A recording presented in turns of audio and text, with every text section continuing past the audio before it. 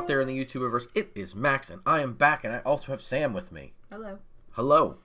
We are going to play Mixed Up Premier Draft. If you have watched our videos in the past, thank you. Also, you will note that I have indeed, kind of thrown the gauntlet for myself when it comes to these chaos formats. Mixed Up Draft is a little bit different, but is still what I'd consider a chaos format. It's not different sets. It's the actual set is a bunch of cards from all of these various Magic Arena sets. So we are going to try to draft it following the principles that I set forth in my prior video back when there was a Chaos Sealed. So hopefully I can live up to what I set up for myself in being pretty good at these kind of bizarre formats, which I think I'm okay at. So hopefully I will be showing you more of what you can do in these formats. And as we can see, Mixed Up is also what these tables are, because I've never seen tables do this before. It's gone from almost full to no one to almost full to no one. Very strange. So we'll see if we can actually pick up a draft here. Yes, we can. So let's see what the fates have in store for us and see if I can pull out a decent enough record for everybody. See if this final person will ready their seat. It was Floridaman we were waiting for. Noted streamer. Hopefully, see where we're at in our pod here. If we're getting past. Well, nope, we're across the table from Floridaman. Okay. All right. So we have this Phoenix here. 4/4. For 4 with flying, so that's a pretty good rate. When it mutates, you get to make feather tokens, and you can bring it back via the feather tokens. Not too bad. Our uncommons look pretty underwhelming for the most part, and as far as our commons go, there's nothing that would push me away from taking a 4/4 flyer for 4. Yeah, nothing too crazy. Blade Juggler jumps out at me as a very good card here. Sauroform Hybrid, also very good. The Spell Eater Wolverine is alright if you can get it going. I don't know how easy that's going to be, and generally, again, if you watch my last video, those kinds of synergies are often very hard to make work in draft. So let's follow that up. We have Change of Fortune. Discard your hand, draw a card for each card you've discarded this entire turn. We have Skatewing Spy, which is quite good if we can assemble 1/1 counters. Again, can be a trap in these kind of formats to go for like a 1/1 counters deck if it's not supported. We have a Cloud Piercer, which is in red. We have a Sure Strike in red. That does something for mutate, right? Whenever this creature mutates. That creature, okay. Yeah. I see a Thornwood Falls. I see a Searchlight Companion, which I'm tempted to take. It works well with the Phoenix because it does allow us to mutate. It also makes a token. It is a 3-drop. I do think the Skatewing Spy is a more powerful card. Same with the Giriper Guide. But I think that we just kind of want something pretty straightforward, something we know will make the deck. So I think Searchlight Companion fits that bill pretty well. It also has flying, which again can just kind of win you games on the spot. Dark Dweller Oracles are rare, which is kind of a trap because that has been downgraded since to a common in Double Masters. Forge Boss is a cool card, but again, sacrificing is a tough thing to do. If it seems like a lot of these archetypes will probably be supported, but it's tough to do in a lot of cases. I think here we probably just want the Reckless Impulse. It's in color, it's card advantage. The Dark Dweller Oracle, again, is good. We have 2 sacrifice creatures in this pack. We also have the Back for More, which is pretty powerful as well. Bring back a creature and let it fight. I like that a lot. Sphinx's Insight can be very good in the right deck. Shigeki is pretty good if you're in, again, a very specific kind of deck. I'm not big on Rafine's Guidance, though it's decent if there was like an Aura's deck or like a Hexproof style deck. Intercessor's Arrest is a pretty good removal spell, but we're just going to stay in color and try to see what we can cobble together. This is kind of a dunk for us, it looks like. There's some not bad cards in this pack, don't get me wrong, but there's nothing that's super duper exciting here. Adventurous Impulse is a decent piece of card fixing. There's Reckoner's Bargain, which is decent. Again, sacrificing things. We do make feather tokens with this particular rare, so we could use that to sacrifice to the Reckoner's Bargain. Lets us draw cards. Wolf Strike is decent. But not, like, great. It's a fight spell. Costs 3.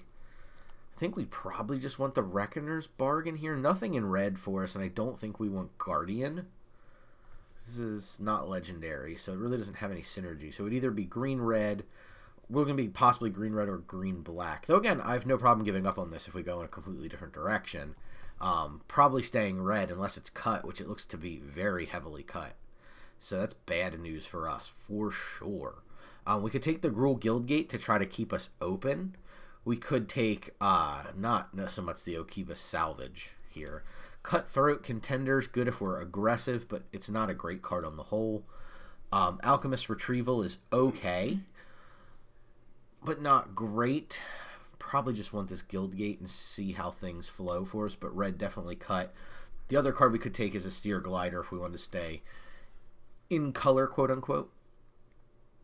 Okay, I see Suffocating Fumes, which is decent against the token strategy, and it cycles. It's not bad. The flat-out best card in the pack, probably Spirited Companion. Gore Clan Wrecker's just a menace creature with Riot, so it could be a 3/3 menace or a 2/2 haste menace. It's okay. I mean, like, it's not great, but it's fine. There's another Adventurous Impulse in here. Nothing that's really setting the world on fire for me personally. I'm thinking probably just take the Spirited Companion. Could take the Fumes if we really want to play this Reckoner's Bargain, but I'm not so attached to that I need to do it. So I'll take the Spirited Companion and see where things go. A little bit rewarded here with a Markov Waltzer after that pick. Lets us go into possibly red-white aggro. Spontaneous Flight's not very good. Tragic Poet's not very good. Blood Fountain is quite solid. Rakish Revelers is a playable if we wanted it. Could fix our mana and cast it later on. Just go green-red and essentially use this for the white mana portion of things. But I think we're just going to take Waltzer. I like that card.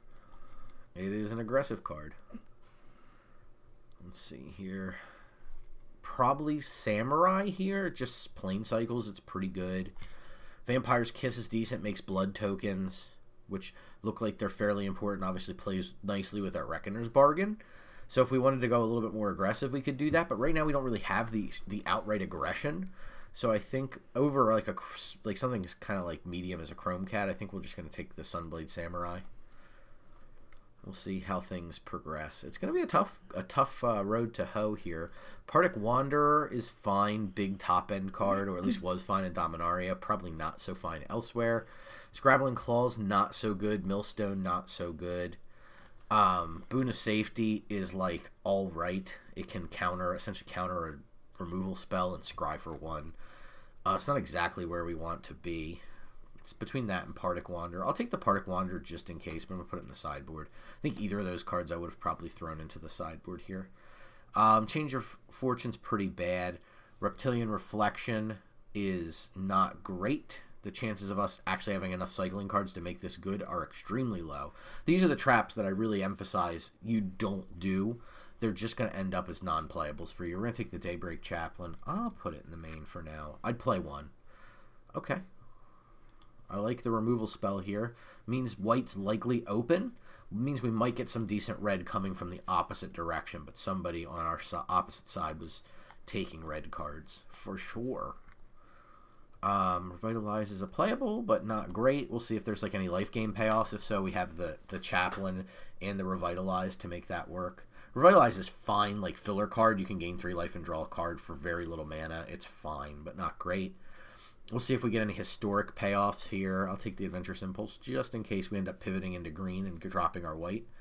Like, I'm not super attached to our white. Like, this card's okay. Spirited's good and Arrest is good. But, like, Sunblade's fine, not great. So we'll see. Let me move this Guildgate out. So let's see what Green Warden does. 5/7 reach for 6. You may play lands from your graveyard. The land entering a battlefield costs a triggered ability. It triggers an additional time. Pretty cool card. I don't know as though we could really make that work too well, but is a very cool card. Grim Bounty here, Daring Demolition, both 4 CC, sorcery removal spells.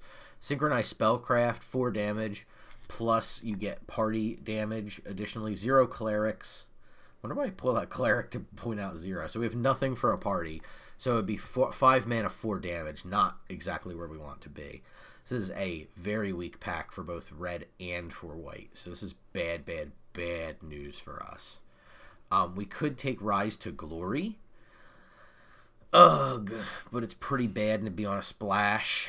Ugh, this is bad. Could take Narnam Cobra as a possible playable here. Ugh. Yeah, I guess we're taking Cobra. It's a really bad pack for us. Like, cannot, this is bad. This is critically bad. And it's followed up with another critically bad pack. We are in big, big trouble here. And we need to figure out a way out of this. Infuriate's super low power. Squad Captain is, like, acceptable level of okay. It works well with our Searchlight Companion, but doesn't do anything else too well.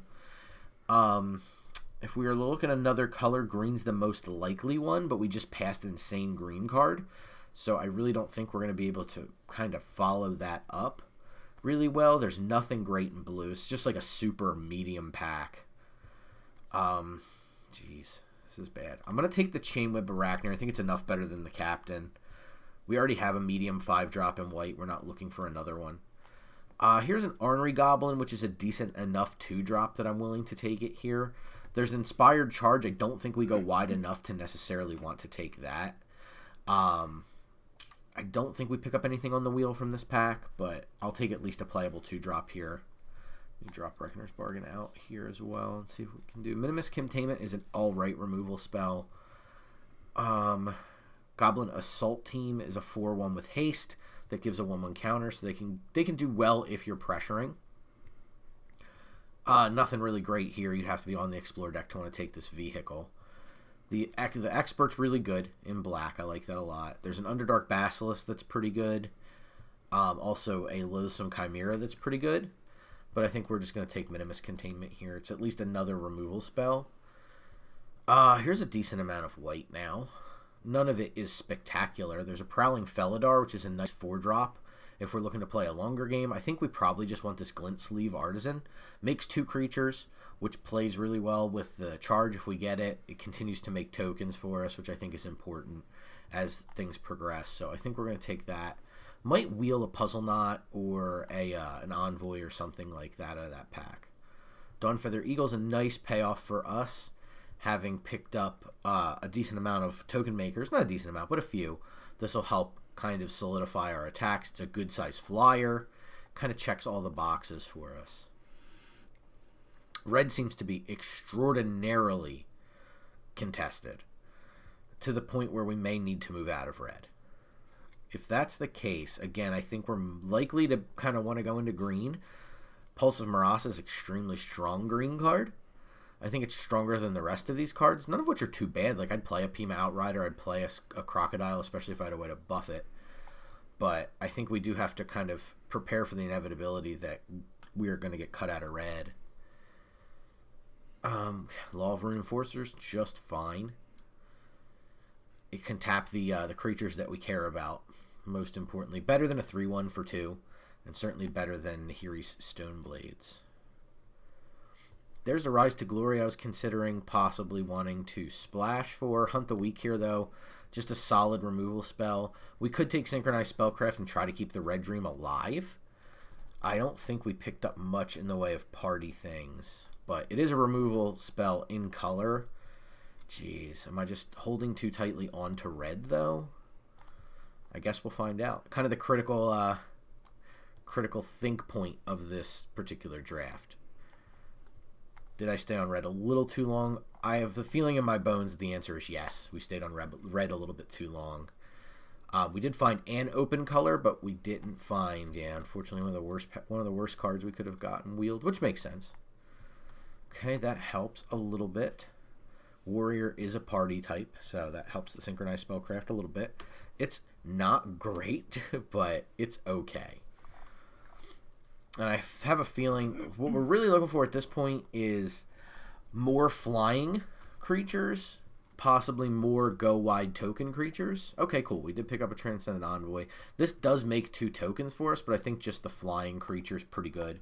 I don't think we have any Well, many auras. We have a couple defensive auras that impact our opponent, but none that really impact us. It's going to be tough. We shall see. Okay, Pride Sovereign is pretty good. That may wheel. I'm not necessarily cocky enough to say that I will take something else over it, though. Reduced to Memory is a pretty good lesson. I haven't seen any learn cards at this point. A couple lessons in this pack, though, interestingly enough. Here's a learn card, Field Trip.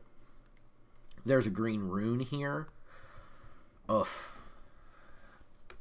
This is tough. We could take Field Trip, try to wheel the Pride Sovereign. I think Pride Sovereign's strong enough, though, that somebody's going to take it. So I think we're going to end up taking Pride Sovereign here. It's just a very good card for tokens. It's a very strong rare, so I think it's worth taking.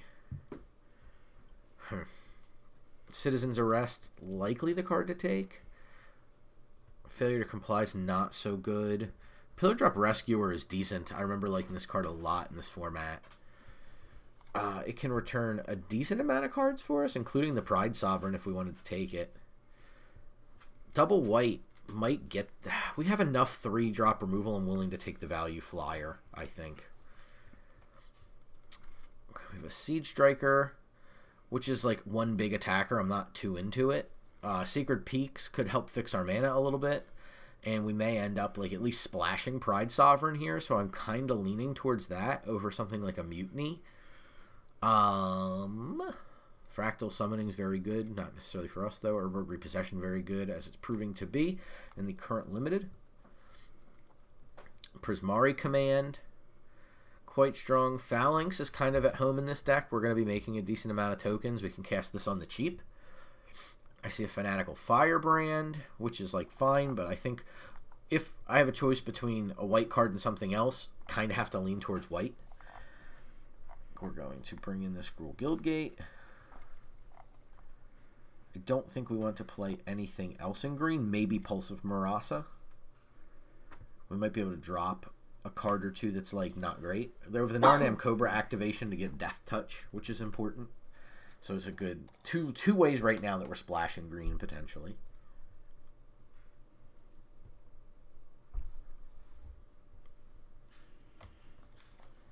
Looks like we're backed up somewhere.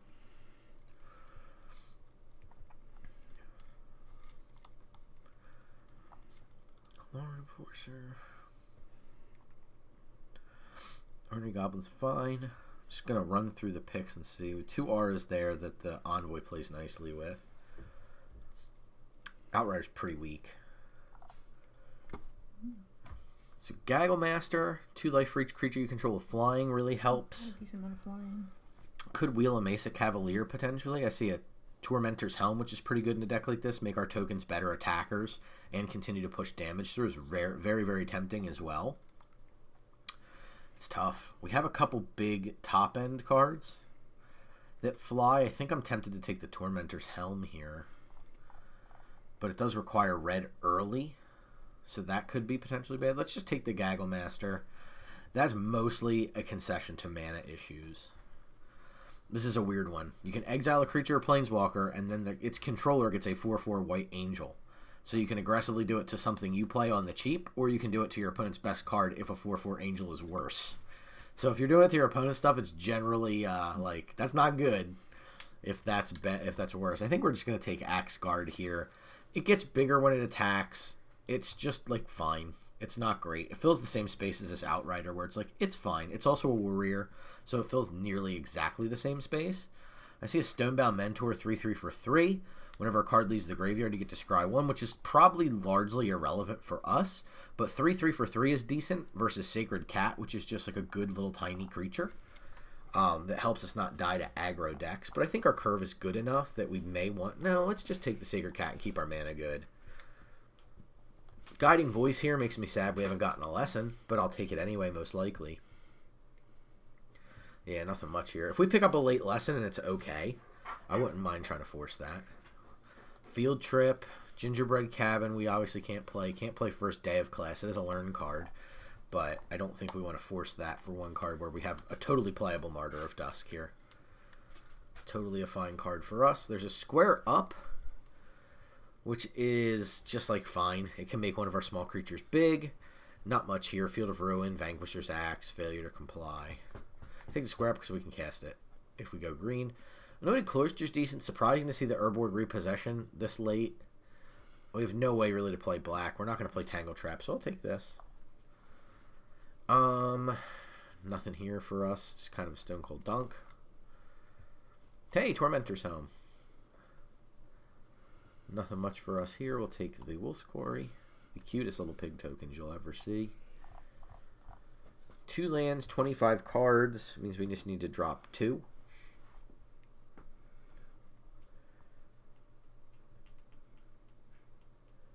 Probably Chorister. Let's look at the... Oh, that's not what I wanted. I want to change view this way. There we go. Oh, cool. That was one of the cards we were considering taking. Did in fact wheel. 3/3 for 3. Could drop Cobra. It's just like a super medium 2-drop. Our 3-drops look fairly heavy. How away from red do we want to get is the question. I think we kind of have to stay somewhat in red because we do have one of our few pieces of interaction in red. Reckless Impulse is some card advantage we can gain. Definitely one of these two go. Probably Braggart's better than the Outrider. Braggart's a little bit more mana intensive, but it gives us something to spend our mana on, and it gets to be the biggest threat on the battlefield, potentially. Okay. One more cut to make. A lot of 5s. Looking at Sunblade Samurai, potentially, as it goes. Though it can get rid of itself to get us a Plains, which is nice. Can channel its uncounterable find to Plains. Though Plains is the thing we're least worried about finding. Vigilance is nice. Yeah, 4/4 Vigilance 5 is nice, but it's better than any of our other 5-drops. I don't think we want to cut any earlier in the curve, right? Like, we want to have stuff early. Granted, this could be like a play on 2. Stonebound Mentor's kind of weak. Just a 3/3 for 3. But it's a 3-drop. So is that important? I don't think you're going to have much of its ability happening. The Stonebound Mentor? Yeah. No, I don't think there's anything that exiles for us. I get rid of that. You get rid of that and keep the heavy 5-drops? Could be a 2, like you said. Yeah, there's some flexibility there. Like, if we move this over as a 2, like, it'd be a 2-drop spell. It won't let me do that, but move it over, it looks a little bit better. More of a straight line. This is probably somewhere around here or here that comes down, most likely in this deck. So it looks a little bit more like this. So it's not a bad-looking curve in that kind of sense. I definitely do not think we need all these forests. Both of our colors fixed for red, so it's like we have 7, so I'd probably go up a Plains here. So we have 14, 17 land, 2 green sources to cast 1 Pride Sovereign. Do we have any other way to make... And activate Cobra. Maybe we do want the forest then, because that would give us 9 white sources. 9 white sources to cast, yeah. So yeah, that's not bad. Alright, I'm willing to try it. We'll see how it goes. This is, if I had to guess how we're going to do here, I'd probably grade this deck at probably like a C+, B- maybe. And I'd say we'd be happy with 4 to 5 wins here. Not a great deck by any stretch. Definitely got punished pretty hard by our main color getting eaten up pretty aggressively. Opponent goes first. We have a curve of 1, 2, and then removal. Not going to argue with it. The ability to tap some things. Like that, if we want to. I don't think we necessarily want to do so. Do we want to offer the trade? Possibly.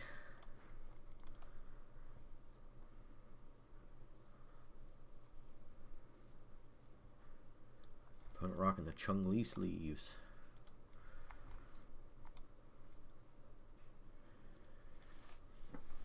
Okay. Many 5-drops. The thing we were afraid of. Stuffed bear, you say? It's been a minute since I've read a stuffed bear. So we can hold Law Rune Enforcer can tap the Stuffed Bear. So I think that's probably the direction we want to go. We're not in a rush here. We're waiting to build up to bigger creatures. So we'll hold for now. We do need something. Hopefully we can draw this turn that's a little bit of gas. A 2-drop would be excellent. We'll see. Okay. To tap down. The only thing that's eligible to attack at this point. Okay, 2-drop would be excellent. We can use this on the 4/3, and I think that's what we're going to do. It's just the flat-out best creature on the board. I don't like accelerating my opponent's mana, but I think that's kind of the direction we have to go. Put opponent to the Arnie Goblin test. Self-assembler. Okay. Good news is if they hit their land drop, they would have cast that anyway. So let's see if they have the assembly worker. They don't. They're just interested in beef. Opponent fails the Ornery Goblin test. You don't know what that does, do you? Well, I didn't know what Ornery Goblin. That's what I meant. Yeah. Ornery Goblin, Ornery. What's he do? Whenever he blocks or becomes blocked, he deals a damage to that creature. I'm gonna put this on the Envoy. Keep up 2 mana to tap the Self-Assembler.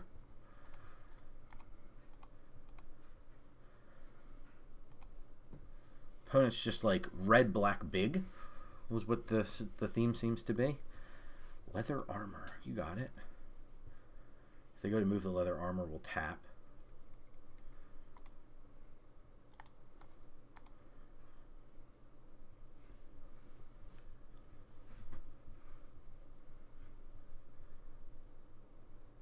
Okay, they got the leather armor on there. They can activate the Stuffed Bear. I'm fine with that. Let's just come in with Ornery Goblin next turn.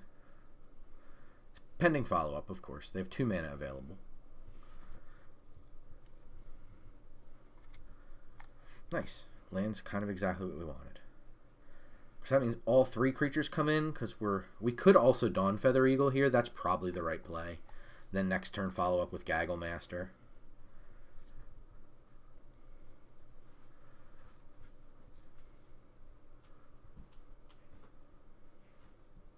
Leads me to believe there's a removal spell Sunstripe in the opponent's hand. Or it could just be that they don't realize they have the blood token.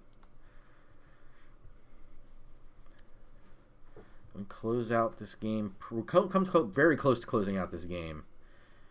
On the next turn here. Yep, that's fine with me. Don't think they can afford to attack here. So we come in. Okay. You got it. Happy to let you attack me there. We don't get to punish them too immensely. Okay, they scoop them up. Probably would have just attacked. I think we would have had to Gaggle Master, so I think probably all 3 creatures would have come in there and knocked them to 1 and then played the Gaggle Master. Probably would have been a pretty straightforward turn. But yeah, opponent strange attack there at the end. But what are you going to do? Sometimes you get a little overzealous. And it is mixed up draft, so we get some mixed up opponents, I suppose. But yeah, so deck did all right there. Kind of, again, just playing simple principles of Magic, playing cheap white creatures, good curve, and being able to utilize our tapper for some pretty good... That saved us probably, 12 damage over the course of that game? Just from tapping those big creatures, because again, opponent's deck seemed to be red, black, big. Elon Musk. We get to go first this time. Double 3-drop hand. Sorry, triple 3-drop hand. We can Tormentor's Home on 1. I don't think this is a mulligan hand, because any land does it with the Glint Sleeve Artisan, and then we have 2 creatures. So I will keep it, but it could go south on us. It is certainly worth noting. But just because it could go south on us doesn't mean it will go south on us.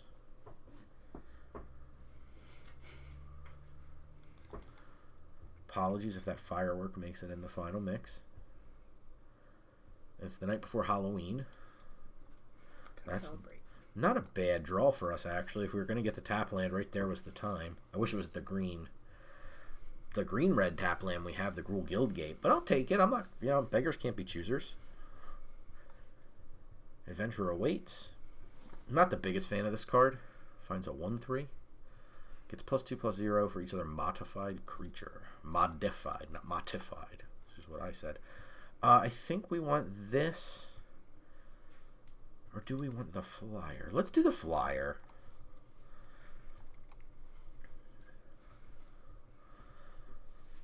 I think that's a little bit better. We can put the helm on it next turn if we draw untap land and then still play the Artisan. Or if we draw a forest specifically, we can play Pride Sovereign. There's the Renegade they found. Okay. I think this is fine. We can just go ahead and equip and play 1-drop. I like the concept of adding to our board here, so.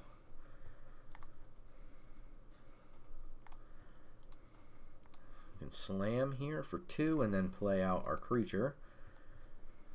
And hold for hopefully 4th land here. Would be great. We have all our colors minus green, so, and again, I'm not like itching for green, which is nice. I think that makes Pride, checks the marks for Pride Sovereign being a good splash, so I'm not hurting for it, but I would love to see it. And it doesn't matter if it comes in the next 2 or 3 turns, I'm still happy to cast the Pride Sovereign. Hovering over all of our permanents that are not land. So I don't know if that's it's not a removal spell typically. Could be something like a Hunt the Weak, put the counter on the Renegade. Okay, it's kind of like that, but it's a 1/1 creature instead of a fight effect. I kind of like that better here, depending on the results of everything. Are they really thinking about putting this on the Survivor? No, okay.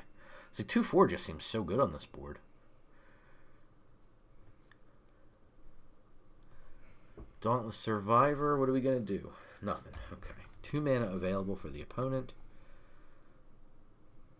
Land. Again, I like just crashing in here. Read my card, make sure I remember what it does, and I do. It was more just how much did it cost. Was it a tap for 1 colorless, or was it a tap for 2 colorless? Do we want a 3/3? I don't know. That's a good question. 2/4 makes that a little tough. I guess we do. Kind of sketchy. I don't like putting my eggs in one basket on the token producing cards. I much prefer, and I think correctly so, to diversify your bonds and make multiple creatures.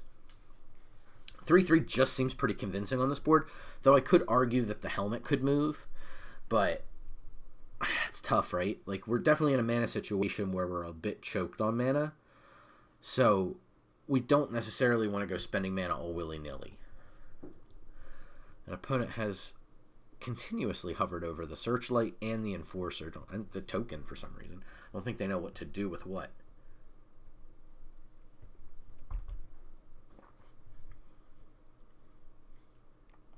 Waker of the Wilds.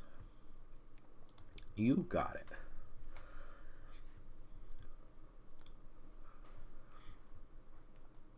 Again, the 3/3 continuing to look like it's going to do work on this board. I'm probably going to let them go to combat. I don't care if they attack us with Renegade. They can't attack us with Survivor. So I don't care about any of that. I probably just tap Waker of the Wilds at the end of turn. Don't really care about Renegade coming in.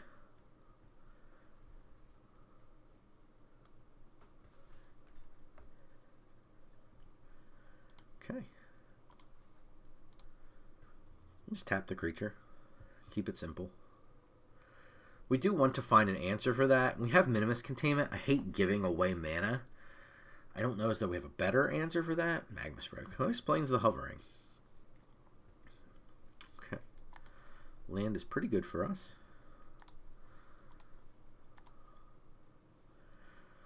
I think continuing to pressure the opponent's the right play here. Now 6 mana in the air makes this a pretty quick clock for us. Even with the land starting to animate potentially off Waker of the Wilds, I still think we're in a good position. We have the Glint Sleeve Artisan on the ground to help us out. So that could make a 4/4 land. 4/4 land to creature. We'll see what they do. If they commit to the board, it's probably got to be pretty good. Better than a 4/4 with haste. I don't know if they're going to have that in their hand. Looks like remove... No, they're just going to steal the Gaggle Master for the second. I'm fine with that. Not precisely sure. There's got to be a green sack outlet? That's interesting. Okay. I'm interested. Confused, but interested. Are they going to make a 1/1?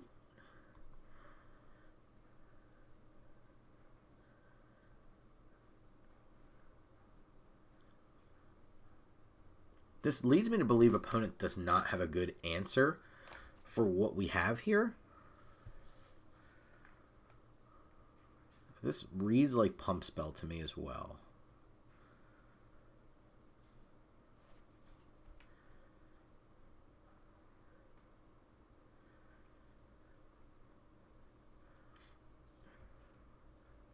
This very much reads to me as Pump Spell. Survivor's coming in too.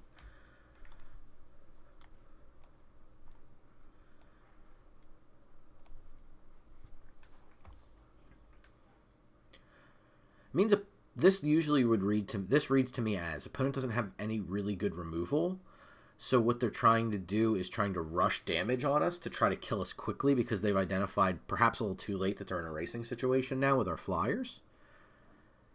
So we'll see what the opponent does here. This is a situation of kind of like you're trading a 1/1 for a 2/4. Are you cool with that? Cycle of Raking Claws. Okay. Interesting.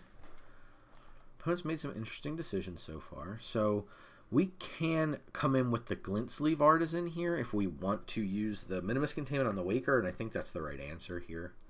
I think that also means Token can crash in, because I don't mind trading off Survivor for Token.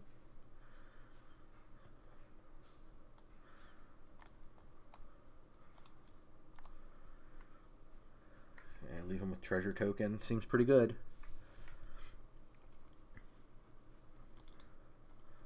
So if this is board wipe, it's really bad for us. That's about all that does it here, though. Okay, that's not good enough. We come in for 6 in the air. They can only block 1 creature. So they block 3/3 and take 7, as the math would indicate to me. They have 2 mana available. Okay. And nothing to do with it. And we had the Pride Sovereign available for us. Awesome. Okay, so far so good.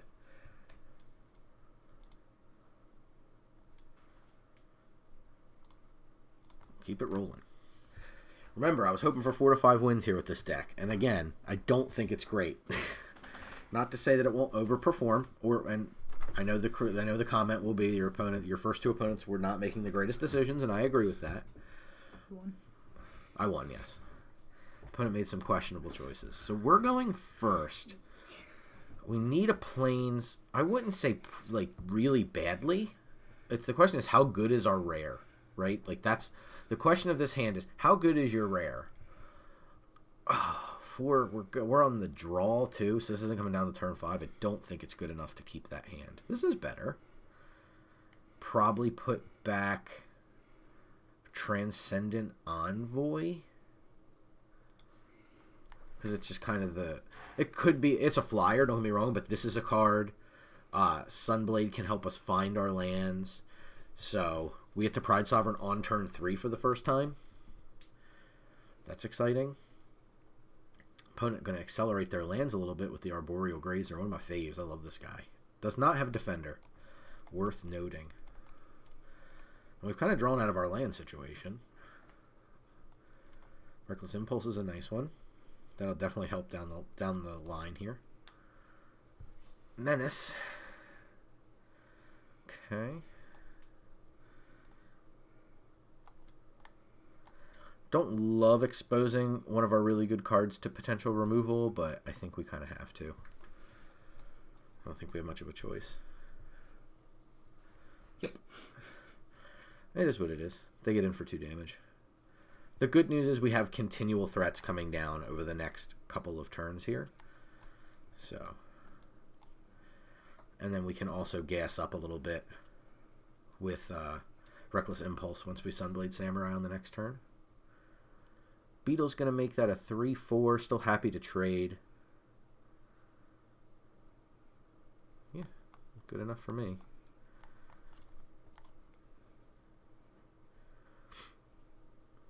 See if there's a trick or we're just trading. Just trade across. Sounds good. We're going to use the revolving wall and see if there's a third color or we're just straight 2 colors. Third color has emerged.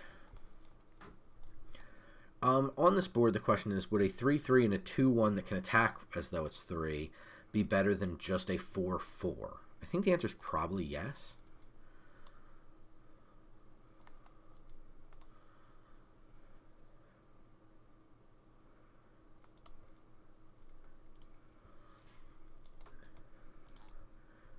This sets us up pretty nicely to go Sunblade Samurai into Gas Up. Okay, 4-5 is really tough for us to deal with. We have 4-4 Vigilance, though.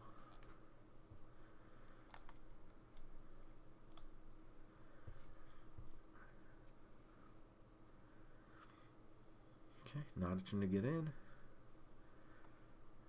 I think we start off with the Impulse here.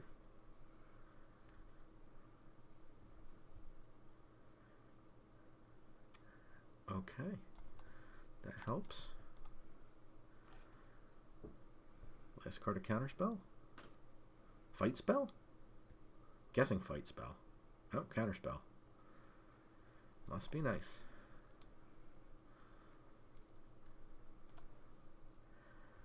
Okay.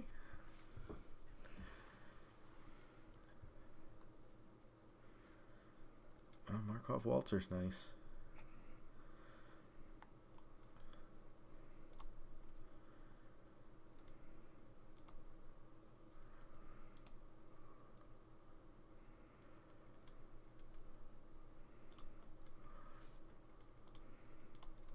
Okay, we'll come in with those two.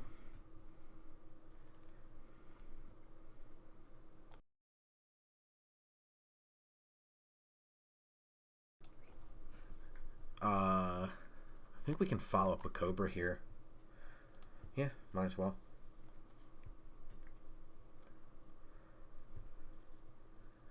Unlucky Witness. What do you do? Dies, exile top of cards. Let me play one of those cards. Okay, fair enough. Next to combat. Don't think we want to come in with Cobra.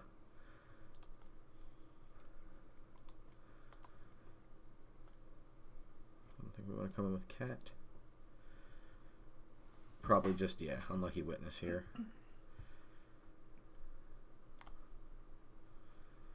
Okay.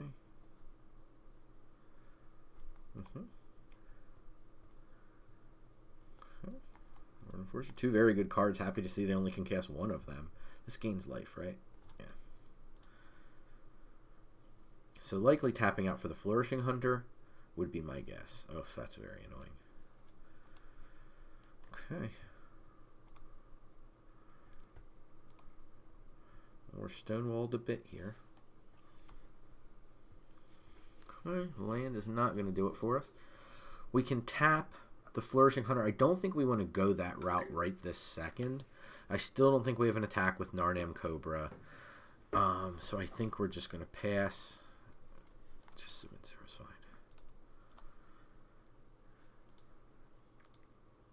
Labyrinth of Scophos is going to cause us a ton of problems going forward. What's that do? You pay 4, tap it, and remove an attacking or blocking creature from combat.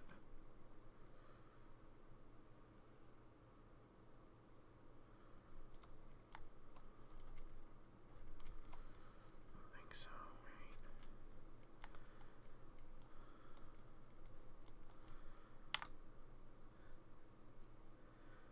So they're gonna... I didn't think about the Labyrinth of Scophos, even though I just said what it did.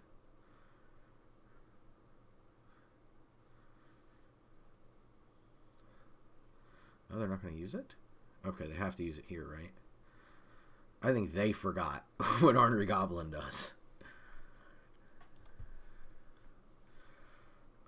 Nothing we can do, yeah. That was on me.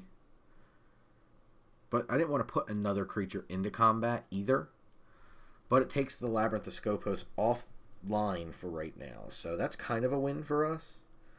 Into a good creature. We can mutate this. I just got to remember how to mutate it.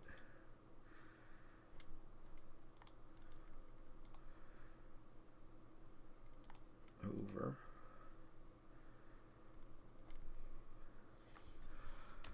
Okay, next to combat.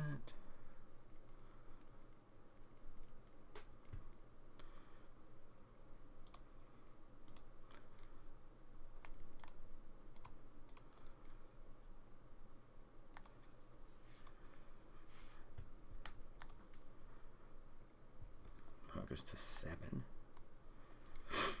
Okay. Think we win this game?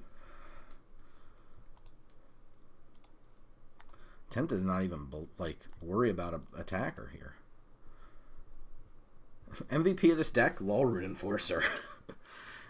Wow, he's just doing the work for us here. You love to see it.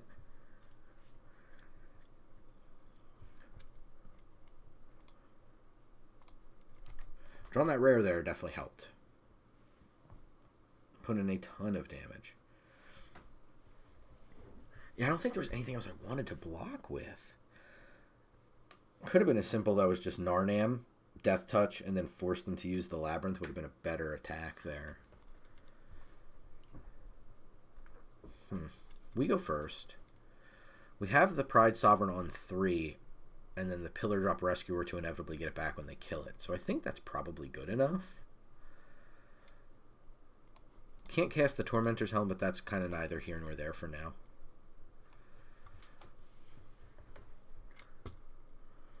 Okay, there's the Tormentor's Helm.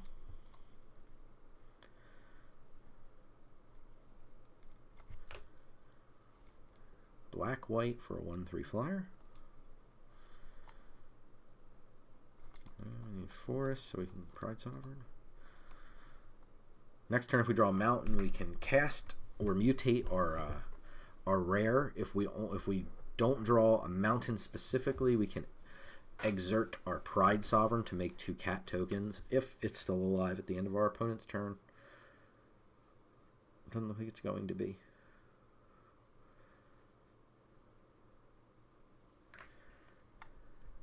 Hopefully opponent has no follow-up. Oof. Yeah, that was pretty punishing. Double spell there. It's brutal. And no play from us here is real bad. Hands turn into garbage real fast. We can Pillar Drop Rescuer next turn, so I don't want to like oversell our situation as totally dire, especially in the face of 1 flyer.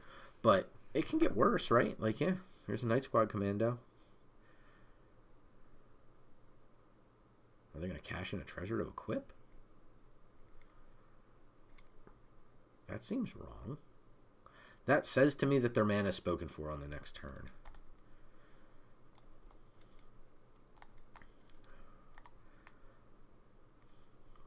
Okay, take Pillar Drop for our Pride Sovereign.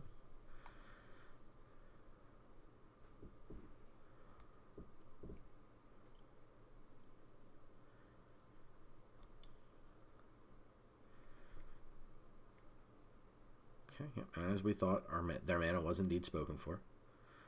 So they can attack with Squad Commando and the 3/3 token here pretty easily. Let me just get a free block on the Pegasus, though. Okay. Gaggle Master's decent. Probably is the play. At least trades with the Patagia Tiger. We can wait a turn as well and hook it up with the Helm.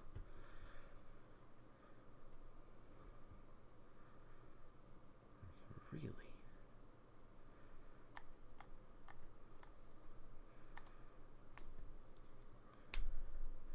Probably a Blade Brand or similar. Okay. Good news is we killed both the creatures that we blocked.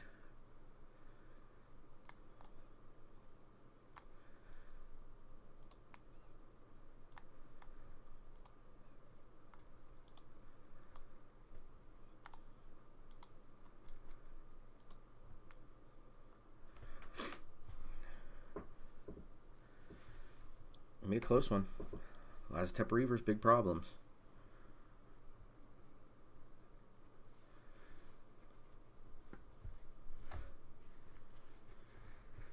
Is there a follow-up? No. Okay.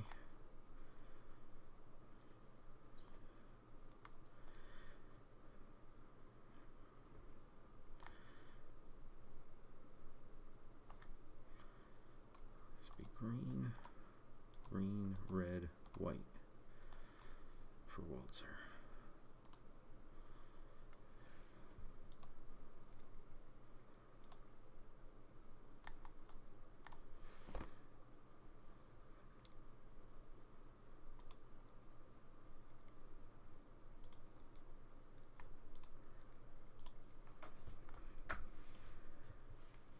Is it double block here? Totally fine.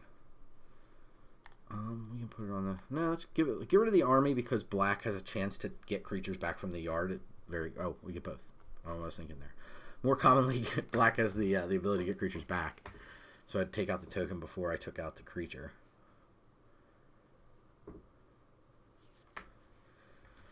Sacred Cat, kind of critical here. I don't think we can block, right? Just Markov Waltzer on the 3/4. Take 5, go to 2, makes the Night Squad lethal on the next turn. Or anything with these tools on it, so I think we have to block here. Need removal spell. Plains is not removal spell. Plains is probably the worst draw in the deck, honestly.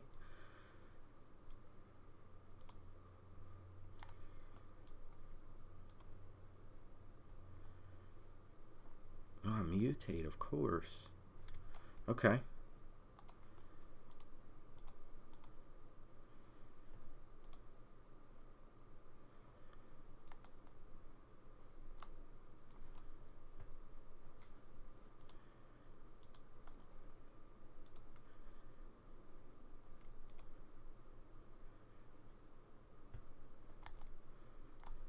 Okay.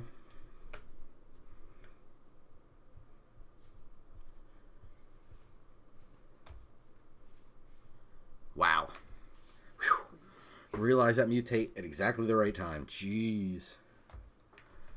Well, rare one for us that time, not so much low rune enforcer. And you can see kind of playing on the principles of just kind of traditional Magic, right? We're not going for anything flashy or anything like super cool synergy. Not to say that you shouldn't do that in these formats because they're about having a good time. But if you kind of want to, you know, come in and do pretty well at these formats, if you stick to the principles of Magic, you do really well. Draft on a good curve, draft evasive creatures, draft removal. Obviously, you want bombs in a format like this. You can get them. It just is following the good ethos of Magic. You want those evasive creatures, right? You follow the kind of the bread strategy of the bomb, the removal, and then the evasion. It just helps, and it really helps eke out wins. I think this deck, like I told you, is probably C+, B-, and not to say we didn't have some opponents doing some questionable decision-making at points. Not that I didn't make questionable decisions. I almost lost that game. But we want to make sure that we're drafting and following good draft principles. We go first. We have 2-drop into 3-drop, but the mana is real sketchy. But I don't, like, we don't have to have Death Touch on our Nam Cobra, and I think this is just fine. Like, it's not great, but I think it's not a mulligan. Castable 2-drop into castable 3-drop, I think is totally serviceable.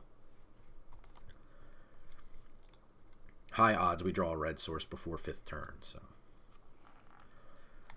We're going to find another Plains.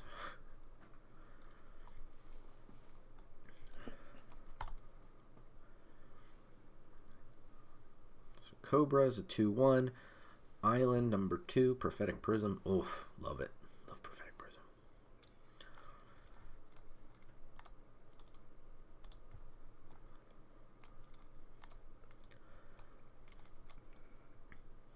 Okay, add to the board here a little bit. See what the opponent can do on blue-blue. Well, actually, blue any color. Blue-white.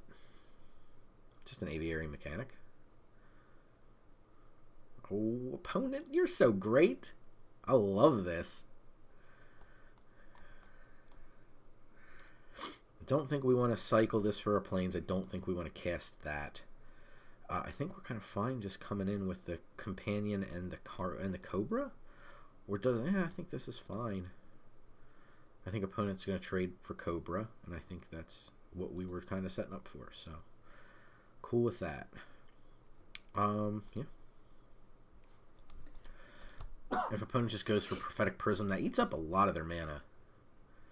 I mean, they're definitely whooping us on cards, but we're kind of whooping them on board, especially if we can get another color, particularly red. We cannot. Yeah, that's great, but we have no spell to cast. So, we got them, didn't we? Counter what spell? That's right.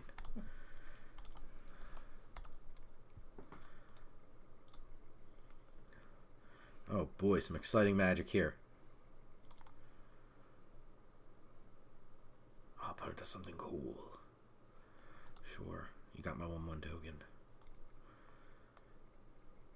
Oh, their deck is so sweet.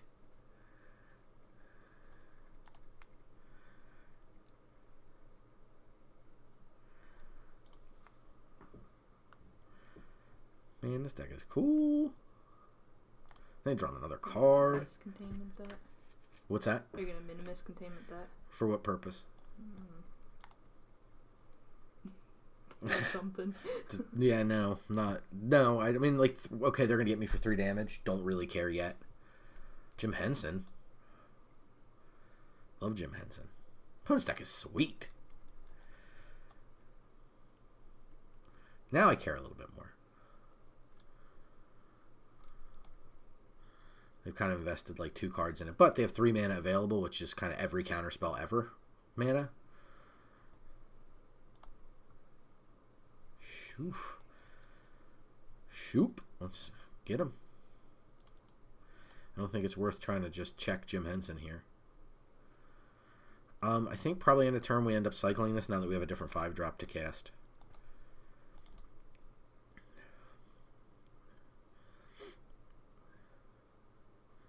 I go for another. Yep. Make a big beater. Build your own beater. Okay. Take 7 down to 9. Or go. I'm going to end up cycling this, I guess. Oh, yeah. I could have gotten red source with this the entire time. No, basic planes. Okay, good. I'm not an idiot. I just second-guessed myself.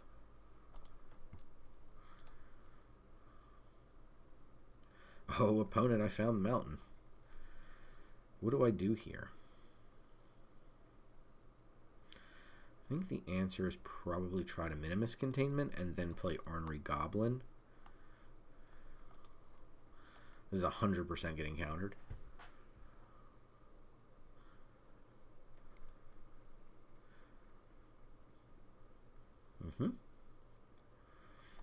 Mountain. Gotcha, tricked you, fooled you.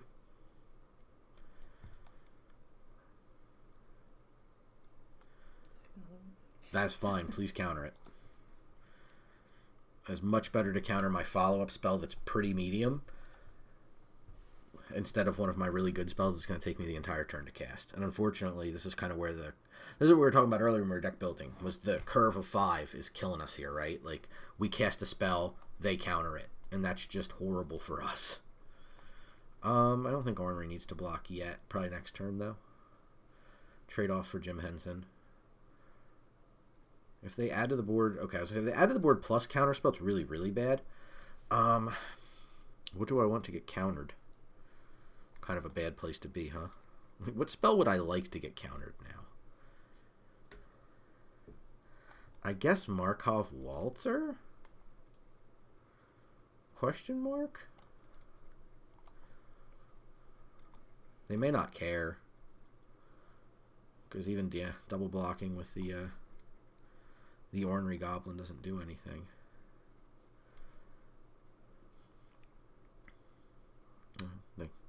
Like a snow day. Okay. So we take 5, go to 1.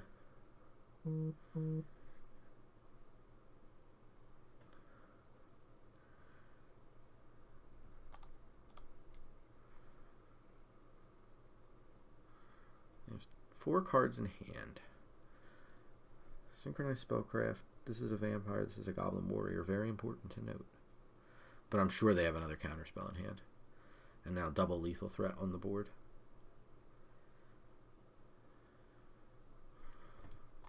Oh, got you fooled. You got all the colors. Don't think there's much we can do. We can Gaggle Master.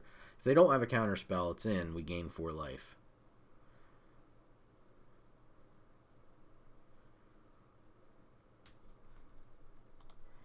You got it, opponent. Deck was sweet. Yeah, that's the curve there. Completely wrecked us. Like, that's the fear of putting too many 5s in. That Samurai looked fucking atrocious, by the way. One more hand like that, the Samurai is going, and I'm putting the 3-drop in, because 3-drop wouldn't have been any better there. But at least I would have felt better about having a 3-drop in my hand. We get to go first, and our boy Law Rune Enforcer's in the hand, so we can't lose. So we go tap land on 1, play Law Rune Enforcer on 2, followed by tap land, most likely the line there. A little bit clunky out of the gate, but it's limited. You gotta work with what you got, you know. Now this into this. That is a Den of the Bugbear, FYI. Gotta be careful about that. Oh, opponent's also red-white. Granted, we're Naya, technically. Opponent knows. I ain't fucking around with that guy. Don't blame you at all. We'll play 2 creatures. If we draw a mana of any kind untapped, which I believe is all the lands we have now, we can make 2 2-drops, which is excellent for us. I would like that. Alright. Can't have that running around. We give them a counterattack with Den of the Bugbear, but I can live with that. Ornery Goblin can clean up a Den of the Bugbear pretty quickly. Coil Bug. Okay, a 3rd color emerges. They are 3 colors, huh?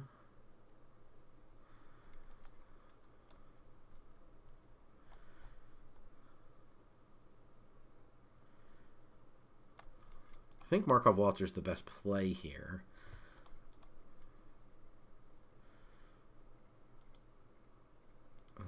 I should give Markov Waltzer the bump. A little suspect by me. If this were the stream, I'd say possibly increment the punt counter here. Because we could, but then I guess they get a free attack with Eddie Trailhawk where they don't now. Because we can double block. So I mean, it's fine. Okay, removal spell is nice. 2, 3. Tap target creature. Only activate if you control a creature with flying. Could take the Hawk down. It's a very aggressive line. I don't know if we have a choice.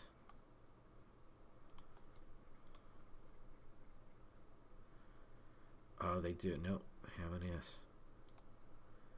But we can attack at least. They can still tap. Because it doesn't like Minimus Containment it, which is what I was doing in my head. Sam's not helping me at all. I didn't read the card.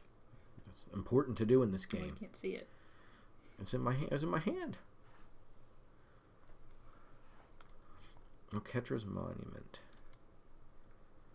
Yeah, you got me for 4.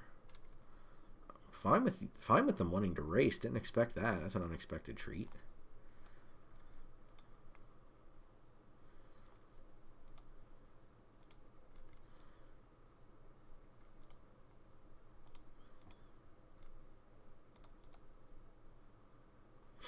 Interesting. Okay, I'm interested. Continue to keep pressure in the air where they can't do any, or have less opportunity to do anything, especially now in the face of Oketra's Monument. Oh, giant flyer. Alright, they have something to do about it now. Spirited Companion draws us a card. 3/4 flyer. We're 8. We can move the helmet over, target So nothing's quite big enough is our big issue here, right? Is nothing's big enough, even with the helmet, to push. We could Waltzer and spread out 2 damage, come in, get 4, come in, get 2. The Celestial Enforcer is back currently, so I think we're going to start with this, because I think we kind of have to. Okay, it's about what I expected. We have been drawing light on land.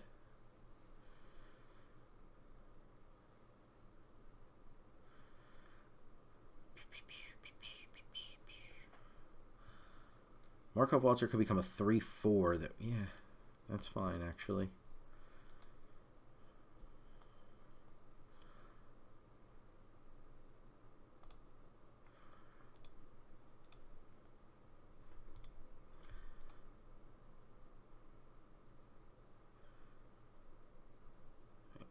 Still gets us a damage in.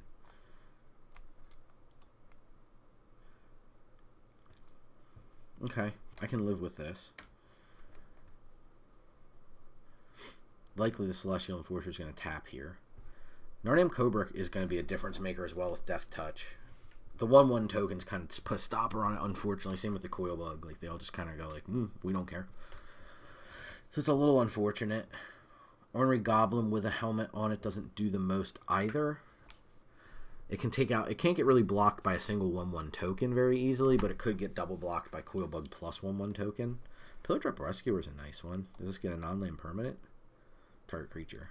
That gets back a Law Rune Enforcer. That's not negligible.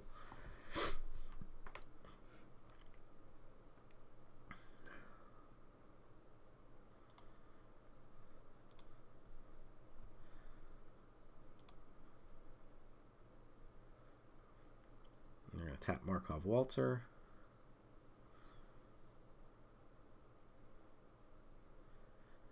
They have 3 blockers. We have 1, 2, 3, 4, 5 attackers. That like lets us get through for 2 damage. And we lose 2, they lose 1 potentially.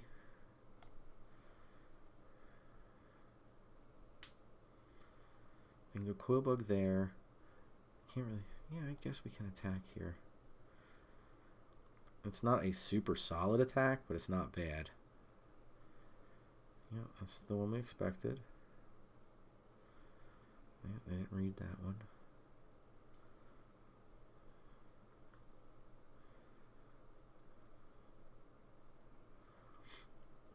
Oh, they have a trick to keep their creature alive? No. Okay, cool. I don't think they have any cards. Oh, yeah, they do. They have 2, yeah. Weird sleeves. Mm-hmm.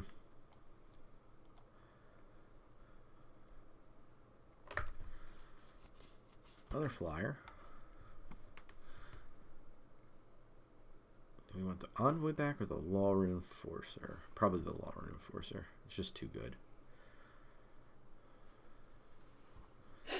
They killed it with a card from Strixhaven, and we got it back with a card from Strixhaven. They're in a tough spot here. Having to take the Celestial Enforcer off the battlefield for tapping purposes is rough. Any creature, though, generates 2 for the ground, so that's nice. Luckily, most of our fights in the air, where they still have the Enforcer Griffin. But next turn, we get to commit 2 creatures to the battlefield, which is nice.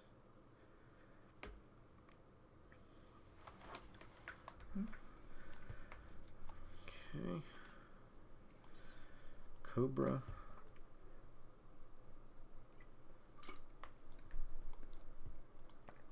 And then Enforcer. I'm not itching to play out Mountain here.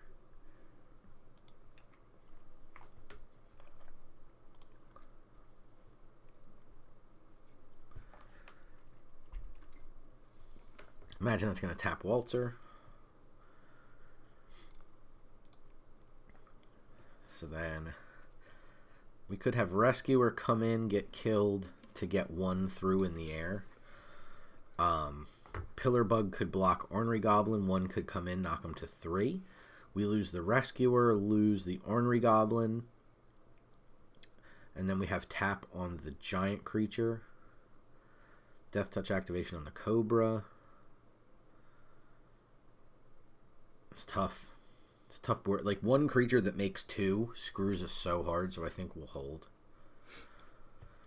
One creature card that is like a token generator can just catch them up so quickly because of Oketra's Monument. Like, imagine they play a flyer that makes a non-flyer, and then they get another non-flyer. It's like, damn, we just got wrecked. Like, the board comes to parity there, and we can't afford for that to be the case. We need Law Reinforcer to kind of tap something. Markov Waltz, like, he has to tap the Griffin. Markov Waltzer has to give a pump to Pillar Drop and Searchlight, and then everybody comes in for damage. Not everybody, not including the ground creatures. Candlelight Vigil? Yeah, you got it. That doesn't make a creature at all. And they didn't put it on the Enforcer Griffin, which is even weirder.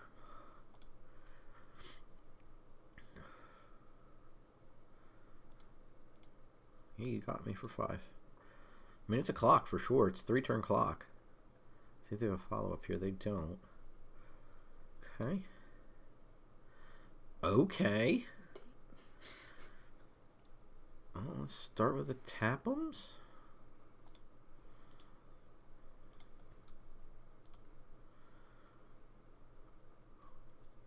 That gives something else flying, right?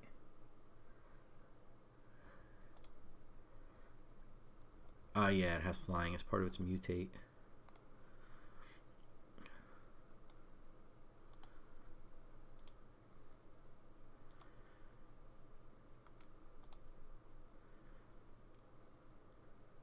Yep. Not the first person to scoop in response to that being mutated. Okay. Not too bad. That's better than I thought the deck would do. I believe that's win 6. Hopefully win 6, or I've lost count. 5. Win 5. I've lost count. 6 total. So it hit the upper echelon of what I thought. If it wins again, it's exceeded my expectation. But again, if we have a Law Reinforcer, we just can't lose. That time we cast it twice. That's how you know we won. We go first. Martyr of Dusk. No mana to cast it. So got a mulligan this one, unfortunately. Alright, mana this time, but nothing to cast for a million turns. I think we have to keep it. And I think we have to probably put back Argivian Phalanx. I just don't think we need a 6-drop. Oh my god. I'm so tempted to go to 5. I just feel like we can... It's good enough. Feels so bad Tormentor's Helm not play anything for 400 turns. I like Tormentor's Helm. I think it's solid equipment.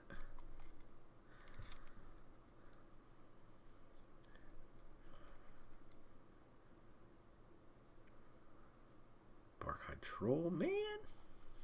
Opponent. Let me read. 1, remove a counter, it gains hexproof. Well, you ain't got the counter.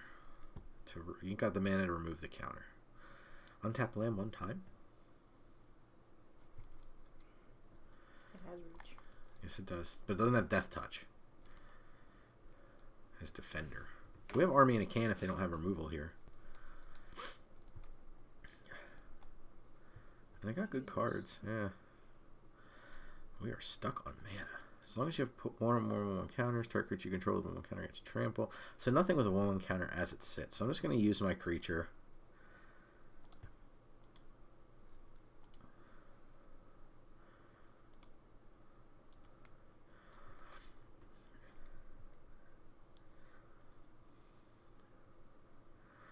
Just try to leverage the Pride Sovereign's pretty strong combat stats here. 4/4.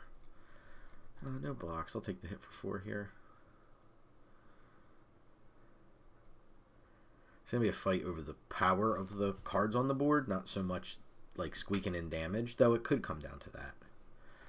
How much does it cost to mutate? Costs 4 to mutate. I think we do probably mutate.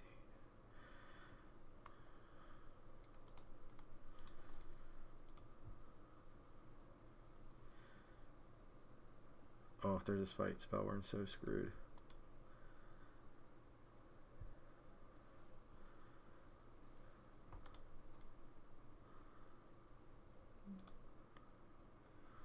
Reach, but it'll kill it.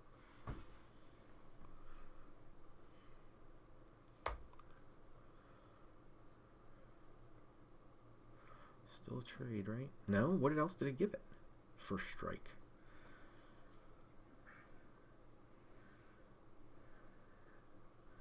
Okay.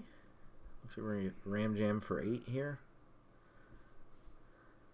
Luckily, they had to put the 1/1 counter on the defender, which is actually kind of a boon for us. No blocks. Okay, so what do we do next turn? We get Sacred Cat, I think. Martyr of Dusk. Is that a Vigi? So weird that it does not have Vigilance. Why? Why is it weird it doesn't have Vigilance? Because it has a tap ability and it's a rare. Do I want to move that? No, I need to use the mana.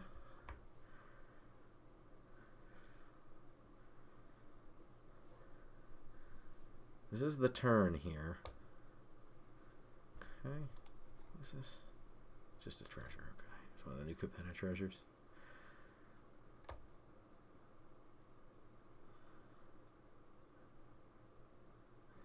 Combat Presser comes in cleanly for 3 in the air.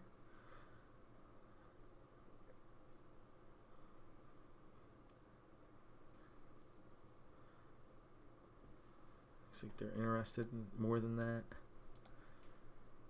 I'm fine with this. Less fine with the 4/4 also coming in.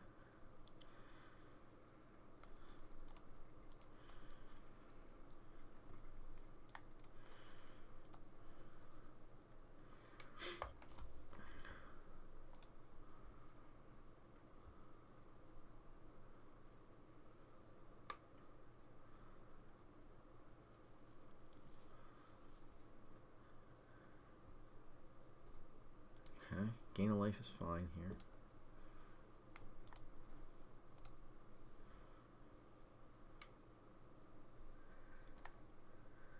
Okay. Alright, so what do we do here? Dawn Feather's the simplest, but we can't really do that much with it. We can Sacred Cat. Sacred Cat, that would make the Pride Sovereign a 4/4. We could then exert the Pride Sovereign to make a bunch more tokens and shore up the ground. And then Minimus Containment, the Combat Professor, is probably the best line we have. They have a treasure they're not using, so I think we're in okay shape here. So we get Minimus on the Combat Professor.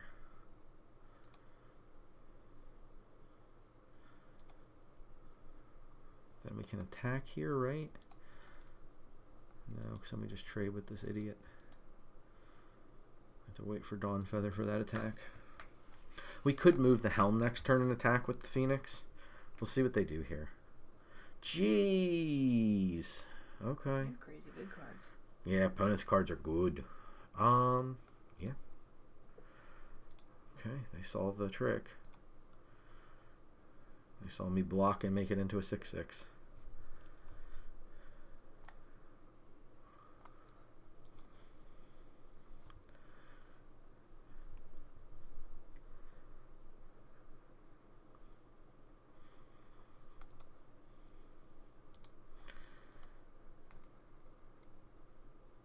I think we die.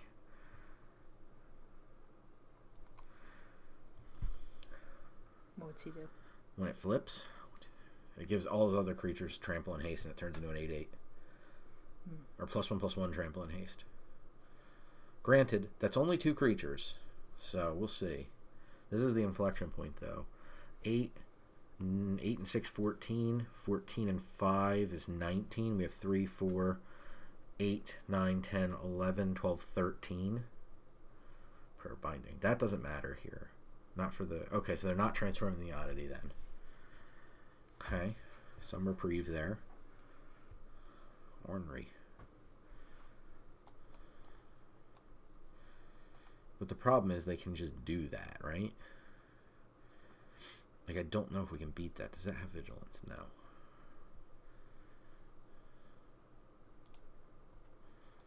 But I do think we have to kill them.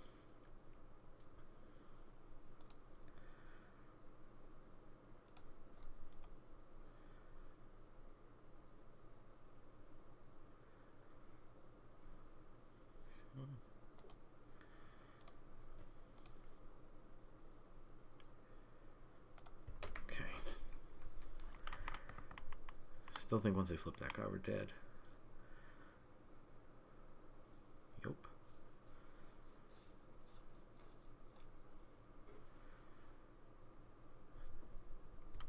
It's close. 5, 6, 9, 10. They come in for 8, 6, and 5. And then we gain 3, 4, 5, 6 life back. It's crazy.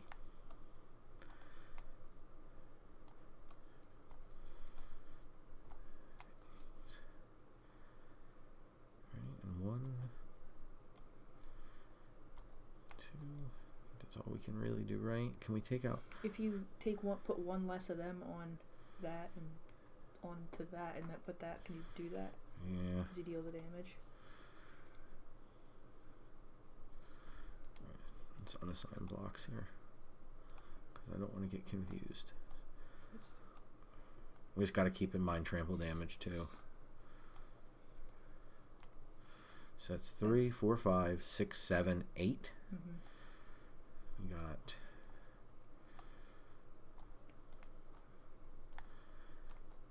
4. Doesn't make a difference, right? And we're taking one more in trample this way, is that right? Taking 7, I think, here. So we can't afford to do that, so we have to put this here.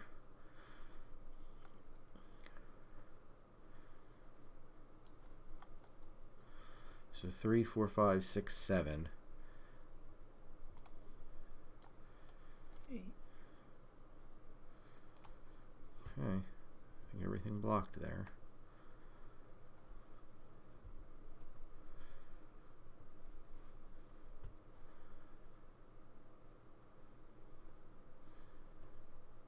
I think we live.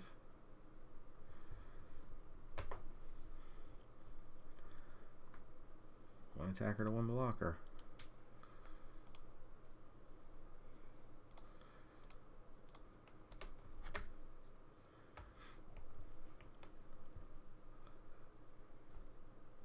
Okay. Makes dudes.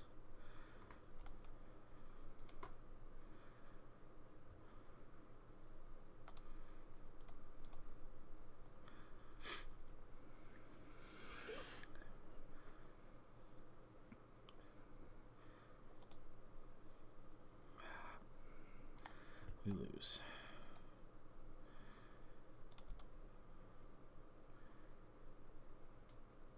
Sure. They could have made a creature at the end of turn and then attacked us, and we could only block 2 of it. Yeah, we were playing a little land light. Happens. Close one, though. I don't think we made any mistake. I just don't think we had an opportunity really to attack in there, is the problem. That's our main issue. I think we just didn't have a time we could attack there. I was surprised at how much they were blocking when you did attack, considering their life total. Yeah. Yeah, they kind of knew it was, if they could keep the board managed, they would have bigger creatures than us on red-white. They dealt with the Pride Sovereign, which was the biggest creature. Oh, can't lose.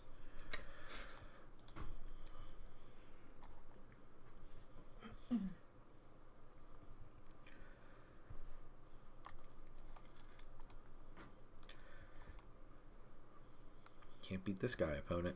It's too good.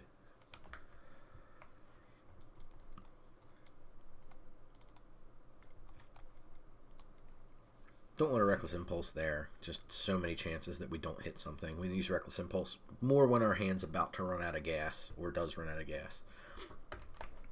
For now, we're good just kind of playing our Law Reinforcer. If they have a really crazy creature, we arrest it. Play into Markov Waltzer. Looks like they may be interested in killing the Law Reinforcer here. Like the Warhammer 40k sleeves. God. This was once Magic the Gathering. Now it's everything. Historian, 2-1. You can exile it from the yard. Okay. Just tap that down. Or potentially take 2 and tap their follow-up down.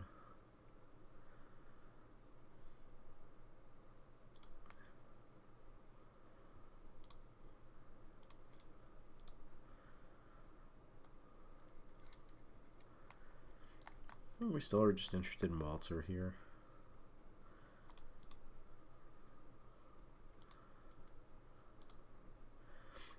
We get hit back for a lot. I still don't think we want to trade Law Reinforcer for the Historian.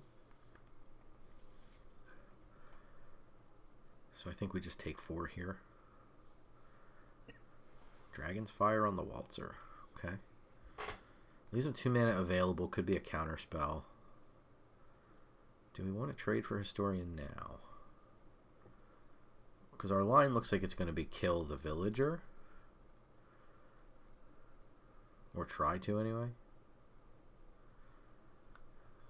Sacred Cat. I think we just want to do this.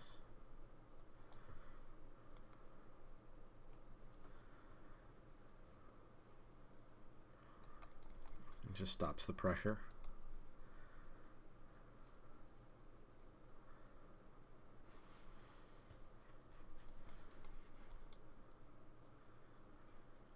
Thinking about the Sacred Cat. Could be an Essence Scatter they were holding up, and they're just like, oh, do I really have to do this? Oh, it's just an Anticipate. Jeez, could have just let it resolve. They still could be holding Counterspell, right? Like, we can't dismiss that just because they had the Anticipate. So right now we're good to chill. Again, Reckless Impulse looking pretty good now. We'll see what they do. Up to their 5th mana. Just going to use the Historian. That can be done at instant speed. Dawnfeather Eagle is a decent card. I don't know as though I want to just plow into Counterspell with it, though. We'll attack with Sacred Cat, see what they can do.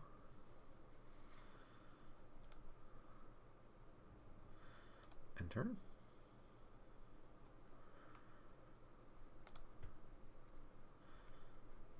Do I care? No. Not really. They can attack me with a 3/2 all they'd like.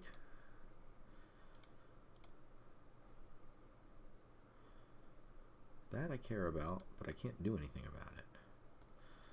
So now I think as opposed to waste our mana, we do have to awkwardly kill this thing.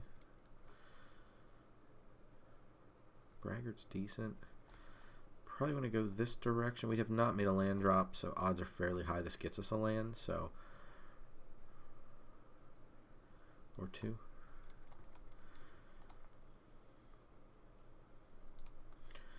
So we make a land drop for sure next turn. We have Dawnfeather Eagle in to activate Braggart, potentially, if they attack us with Frilled Sea Serpent.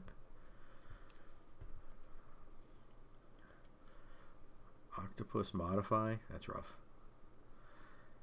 That may have to be chumped. Because it's just... I can't let him just hit us and get a card, unfortunately. Damn, into a follow-up's rough.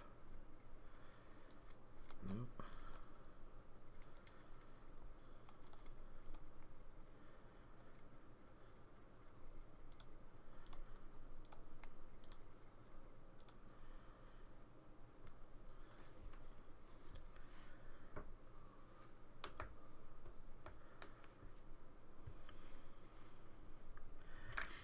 Okay, 4/4 on the ground, 3/3 flyer.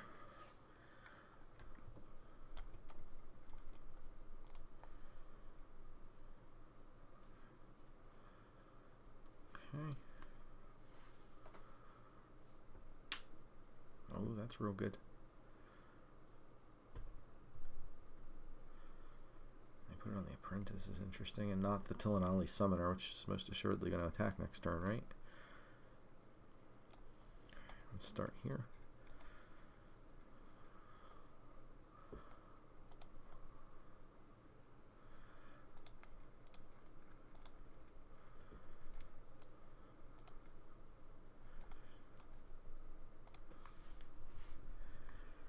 Okay. So our battle plan obviously is to try to win this in the air. Opponent can make a buttload of tokens right now. So he can make 7 tokens. Notably does not seem to be cracking in with the Prismari Apprentice.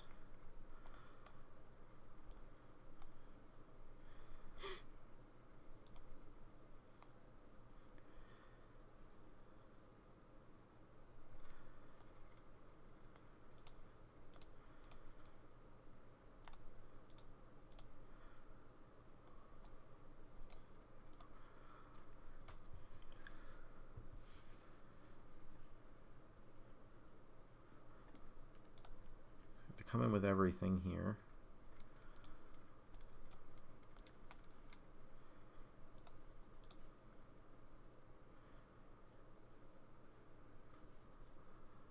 I think we get to tap whatever they make.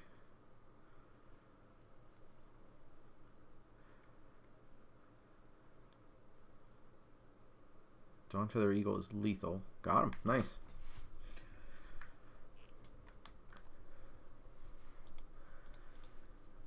That's 6. Hmm? That's 6. Yes. 6 and 2 at the moment, right? Play. That's the content here we produce. But more wins than I thought it would get. So we'll see if it can take down this last one or get taken down. As it were, big thanks to hanging out with us, to you, from us. Really appreciate you doing that. If you like this, please give us a watch, give us a like, give us a subscribe, all that YouTubey business. We're also on Twitch every Sunday night, 8 o'clock Eastern Time, over on twitch.tv. We're also there on Saturdays playing something other than Magic most of the time. So if you don't like Magic, but you like us, well, bless your heart, because it's harder to believe. But we're there playing stuff. And if there's something you want us to play, let us know. We've been branching out, playing more games. Really enjoying pretty much everything we can while we can. Hope you are enjoying it as well. Thanks again. Easy tap lane there. It depends on what opponent does here. 1-3. Do I want to play Happy Chappy into that? Or do I just play the Envoy here? Let's play the Envoy, make it so they can't get in like early damage. Just like block, who cares? Get that third turn Pride Sovereign you love to see. No free attack. Opponent didn't attack. Interesting.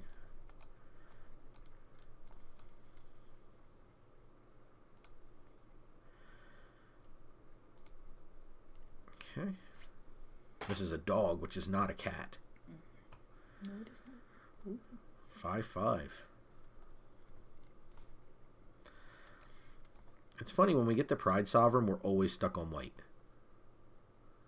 Like, you wouldn't think that's a thing, but we're always stuck on white when we have the Pride Sovereign. There's nothing else we can do. It's very interesting. I think we just have to Spirited Companion and try to draw a land here. It's the most mana inefficient thing we can do, but if we had drawn a Plains there, it would have been such a big game.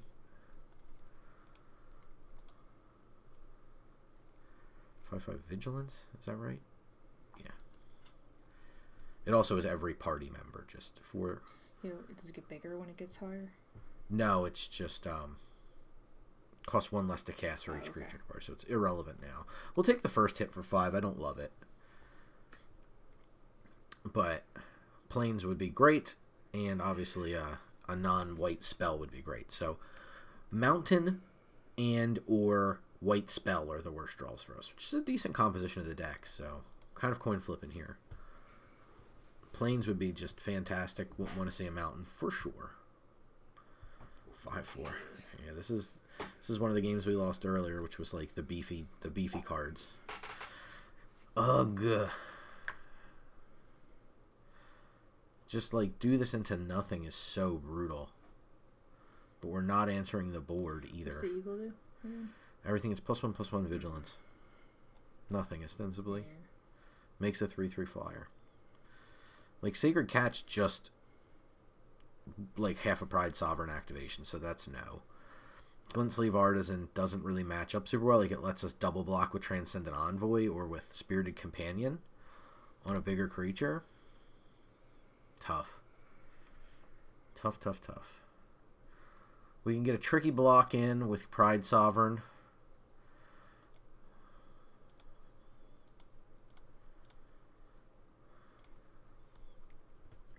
Tough board state here.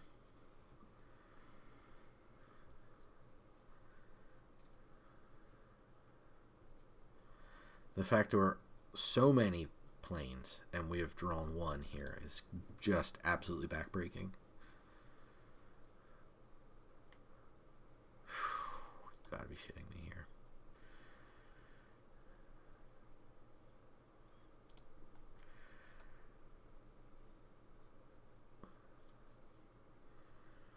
Well, that answers the tricky block situation, huh?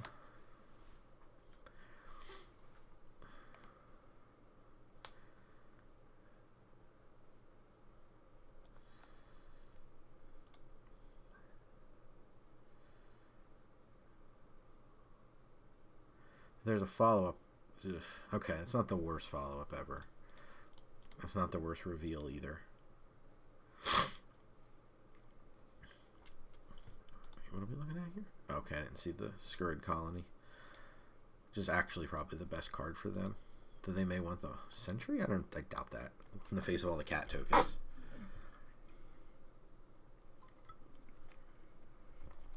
Three spells in a single turn. And we can't even find second white. Wow, another mountain.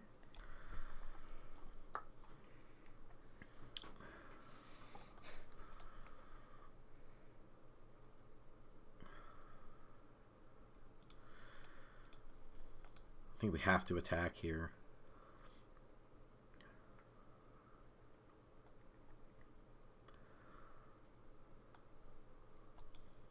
If that were planes there, we could have at least then followed up with Sacred Cat. Mm-hmm. Next turn we'll draw the planes, so we get the rousing, useless turn of Glint Sleeve Partisan plus Sacred Cat.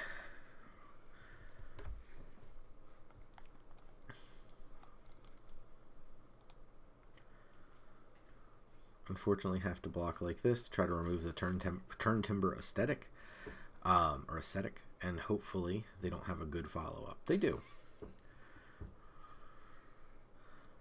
Exciting. Still one planes. That may be close to all the mountains.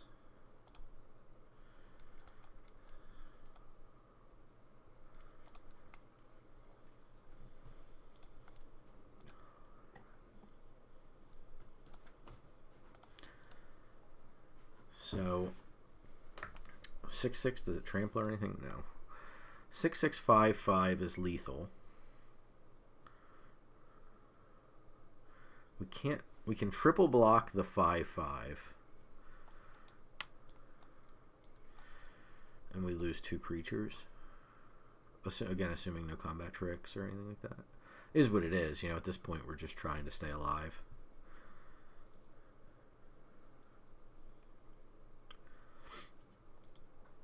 I would think no trick here. Yeah. And now we face down just a ton of lethal. Okay. I accept 2 cards.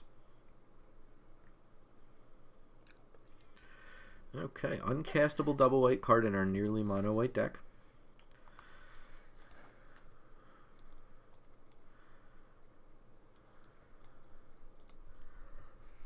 That's ridiculous. Yeah, you get magicked on sometimes in this game. Magic the Gathering can be a cruel mistress.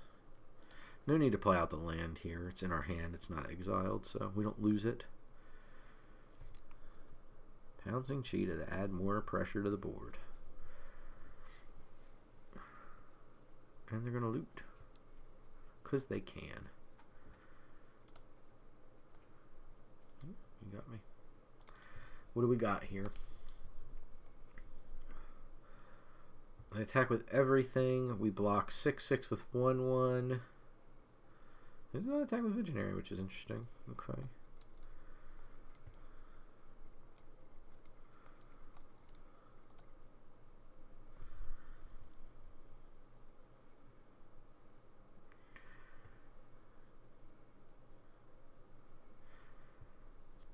Even planes won't do it now because we can't double spell no matter what. Damn, into 5/4. Opponent's just beef. Gaggle Master puts us up to 6. We block the 6. We take 7/8. We play this. We can't then get back the cat because, you know, magic. We get back the cat. We put the Tormentor's Helm on it. And we can block 6/6, take 7, only go up to 6 off lifelink, or sorry, 8. Put 6 off lifelink. Yeah, so I think that's it. Oof. Deck still did better than you thought. Did better than I thought and lost for a very bizarre reason. I want to say that's nearly all the mountains. I'm going to take a quick look to end the video because I think everybody else is like, was that all the mountains? So I'll save everybody the half end to scroll back to the very beginning, and or like kind of awkward middle part. And look, and if you hung out with us this long, really appreciate it. That was all the mountains, minus 1 Sacred Peaks, which is technically a mountain. Minus 1 forest, because you had one of them in a Guildgate. So I had 7 planes to draw, plus a forest and a Sacred Peaks. There you go. So, managed to pull off 6 wins, and I think this deck was not very good, so I think that speaks pretty highly to my theory for these kind of drafts, is you want to draft and follow the principles of Magic, try not to fall too hard down the synergy holes, because in formats like this, they're just generally trying to serve too many masters. But this is kind of cool. It's almost like a cube, but not. It's pretty interesting. So I like to see it. I'm glad to see Arena trying some more different, fun, limited activities. So hope you dug this. If you liked it, of course, leave a comment. I've went over all this already, so I won't bore you with more of that. So until next time, everybody, cast more spells.